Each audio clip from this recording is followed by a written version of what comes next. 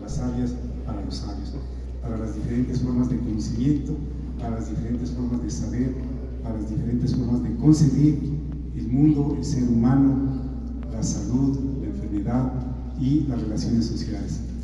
Avancemos.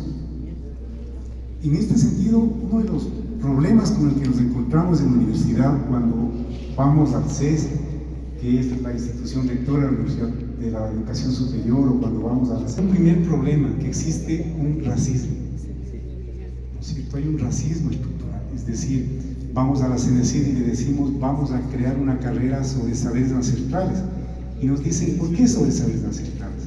Deberían crear una carrera sobre ciencia y conocimiento, deberían crear una carrera sobre medicina, deberían crear una carrera sobre gastronomía, pero no sobre saberes ancestrales, ¿no? Y nos ha tocado trabajar, debatir, reflexionar para que, por ejemplo, la universidad apruebe una carrera que se llama Saberes Ancestrales y Alimentación Intercultural. ¿Sí? Entonces hay un racismo que en este caso es un racismo institucional, pero también hay un racismo normativo, también hay un racismo social, también hay un racismo económico, ¿no es cierto? La universidad, cuando comenzó, se le asignó $0 al presupuesto. Propuesta de ley en la Asamblea Nacional, y que seguramente esta Asamblea la va a tratar, tiene $150 millones asignados. Eso se llama racismo, y ese es un racismo presupuestario, ¿no es cierto? Cuando le decimos al CES, nosotros queremos que los sabios sean profesores de la universidad, ¿no es cierto? El CES nos dice, los sabios no pueden ser profesores de la universidad, porque para ser profesor hay que tener la maestría, hay que tener el doctorado, ¿no es cierto? Y después de muchos diálogos, esto es fruto de muchos diálogos, el CES creó un reglamento que se llama Reglamento de Reconocimiento de Trayectorias de Sabias y de Sabios, ¿no es cierto? Y a pesar de que hay mucho diálogo y hay mucho desacuerdo entre los consejeros, unos dicen está bien que los sabios puedan ser profesores, otros dicen no, los sabios tienen que ser solamente de la Mauta Iguasi, ¿no? Eso se llama racismo académico, es decir, esta universidad está enfrentándose al racismo de manera constante. Y ese es uno de los primeros retos que tiene esta universidad, poder superar el racismo. Yo he puesto ahí retos de la universidad y unos retos para poder superar lo que se llama el pensamiento colonial, es decir, este pensamiento y esta forma de relacionamiento que heredamos de la conquista, de la brutal invasión europea a América o a la Via Yala. ¿Y por qué pongo ahí la raza como mecanismo de control, como un primer reto que tenemos que superar? ¿No? Porque ustedes saben que cuando Europa nos invade, había una pugna entre la Iglesia Católica y lo que luego se llamó la Reforma de los protestantes. Dicen a la Iglesia Católica y a los reyes, les dicen, ustedes están pecando porque están robando, ¿no es cierto? Y porque están esclavizando a las personas, y eso va en contra del mandato y del dogma católico, ¿no? Y la Iglesia Católica pone a trabajar a sus filósofos, a sus teólogos, ¿no? Y crean la doctrina de que el indio no es un ser humano, ¿no? Y que como no es un ser humano no había pecado, ¿no es cierto? Y se instaura la raza como un mecanismo de poder. La raza es un mecanismo de poder y la universidad enfrenta este mecanismo de poder en diferentes espacios y en diferentes momentos. Hay un racismo estatal cuando se crea la universidad y no se le asigna presupuesto. Y si uno compara y dice, ¿por qué a la Universidad de la Policía se le está creando y se le está dando $150 millones, ¿no? Hay un racismo académico cuando se dice los sabios no pueden ser profesores universitarios. Hay un racismo académico cuando se dice la universidad no puede crear carreras del saber ancestral, ¿no? Hay un racismo estatal hacia el accionar de la universidad. Me parece que eso es importante. Que ustedes estén aquí es un primer paso para decir, esta universidad abre las puertas a las sabias y a los sabios.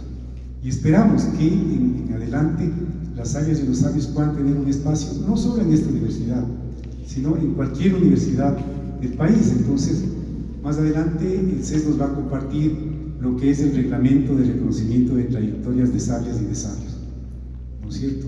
Que me parece que es una forma de poder decirle al Estado, estamos combatiendo el racismo y estamos combatiendo el racismo desde la instancia académica en donde se generan las leyes y el control de la educación superior.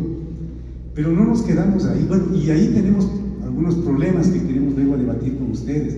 Por ejemplo, nos han dicho en el CES, en varios diálogos que hemos tenido con Pablo Beltrán, el presidente del CES, nos ha dicho: ahora el reconocimiento de sabios al darles un título de licenciados y después al darles un título de magísteres, ¿no es cierto? Esos van a ser licenciados y magísteres solamente para la Mauta Ihuasi. Y hemos dicho: ¿por qué? ¿No es cierto? ¿Por qué tiene que haber licenciados que se reconozcan solo en la Mauta Ihuasi? ¿No? Entonces, si ven, aquí hay un conflicto y una pugna de poder. Entonces me parece que una cuestión importante de la universidad es que esta universidad tiene una pugna de poder con el poder instaurado. Pero luego no nos quedamos ahí nada más, ¿no es cierto? Vamos más allá y le decimos al CES: hay que reformar el reglamento de escalafón docente, el que regula la carrera para ser profesor, ¿no? Y entre los aportes que le estamos planteando al CES, después de tener un reglamento que va a reconocer sabios, es que el reglamento de carrera reconozca al sabio como profesor.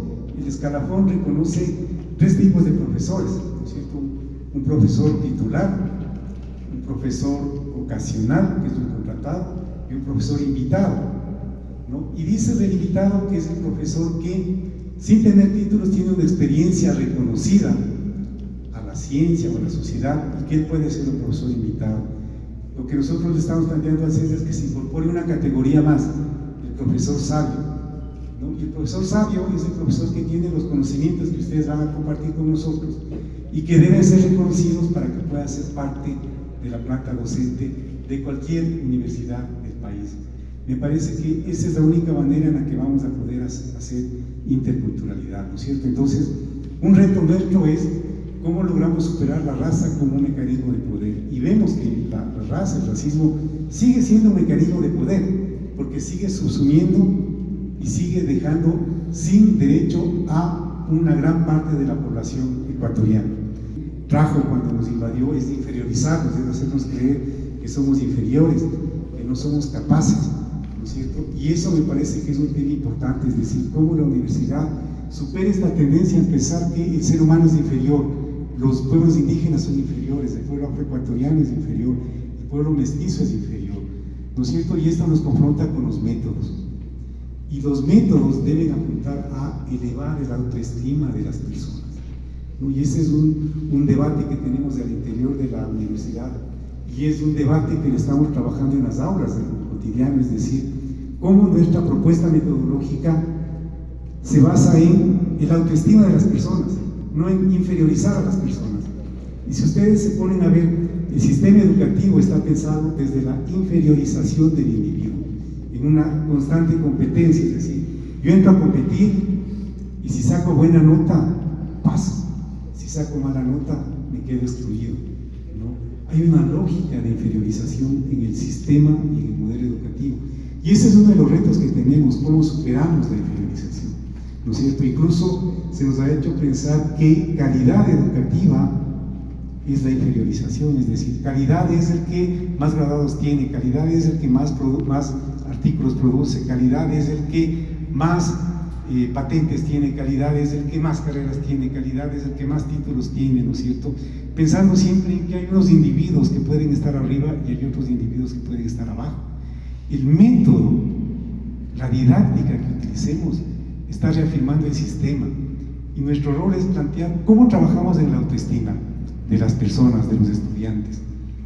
Luego, un problema grande que tenemos y que es otro reto a superar es lo que se llama la hegemonía del saber europeo, es decir, se piensa que lo que el doctor John nos decía, que el positivismo y lo que se deriva del positivismo es lo válido, lo que viene de Europa y Norteamérica es lo válido, es el único conocimiento válido, lo otro es magia, lo otro es supersticiones, lo otro son sueños, y no son conocimientos y no son ciencia, ¿no es cierto? Un reto de la universidad es poder trabajar con los otros conocimientos. Que ustedes estén aquí significa eso, abrir la puerta a otros conocimientos. Pero no solo eso. Me parece a mí que cuando hablamos de saber europeo o cuando hablamos de positivismo, estamos centrando el conocimiento en el aula y le estamos entregando el conocimiento al profesor y estamos generando una relación de poder perversa que lo que hace es que aceptemos que somos inferiores y lo que hace es que aceptemos que hay otros que pueden hacer y que nosotros no podemos hacer. Esa relación profesor-estudiante en el aula lo que ha generado es que pensemos que el conocimiento está en los libros, ¿no es cierto? Y nosotros decimos no, el conocimiento está en los sabios, ustedes, pero también pensamos que el conocimiento está en el territorio. Es decir, una forma de poder superar la descolonización es salir del aula. Y para nosotros, lo que hacen nuestros estudiantes, lo que hacen nuestros profesores, es trabajar en territorio. Es decir, ¿dónde aprendemos? En territorio. ¿De quién aprendemos? De las sabias, de los sabios, de los líderes, de las prácticas, ¿no es cierto? Y el rol de ustedes aquí es ese, que podamos reflexionar y que podamos hacer el camino para que podamos contar con ustedes como profesores y para que podamos a través de ustedes llegar a los territorios. Porque el territorio nos permite comprender y conocer de mejor manera y de otras maneras. Y el último reto que tenemos, y que me parece que es lo que marca, lo que funda el capitalismo, es mirar a la naturaleza como mercancía. Es decir, ¿qué ha hecho el capitalismo? ¿Qué hizo Europa cuando llegó a América? Mirar a la naturaleza como mercancía, ¿no es cierto? Entonces, ¿para qué es la naturaleza? Para extraer el petróleo, el cobre, el bronce, el estaño, ¿no es cierto?, el níquel, sacar los recursos naturales para generar riqueza, ¿no? Y esto me parece que es importante, y entender que la naturaleza no es una mercancía, me parece que nos permite tener una posición política, porque la educación tiene un proyecto político, ¿no es cierto? Y una posición política que nos separa del capitalismo y que nos separa del socialismo, porque el capitalismo y el socialismo hacen exactamente lo mismo, extraen la riqueza de la naturaleza, ¿no? El capitalismo lo que tiene es un control de la riqueza desde la oligarquía. El socialismo tiene el control de la riqueza desde el Estado. Por eso el socialismo al rato genera modelos totalitarios, ¿no es cierto? Aunque ahora hay un capitalismo de Estado también, lo que pasa en China. China es un capitalismo estatal, ¿no? Entender que la naturaleza no es una mercancía nos permite tomar una posición política que no es ni capitalismo y no es ni socialismo, que es de suma causa, que es de suma camaña, que me parece que tiene otros valores implícitos que los vamos a ir reflexionando.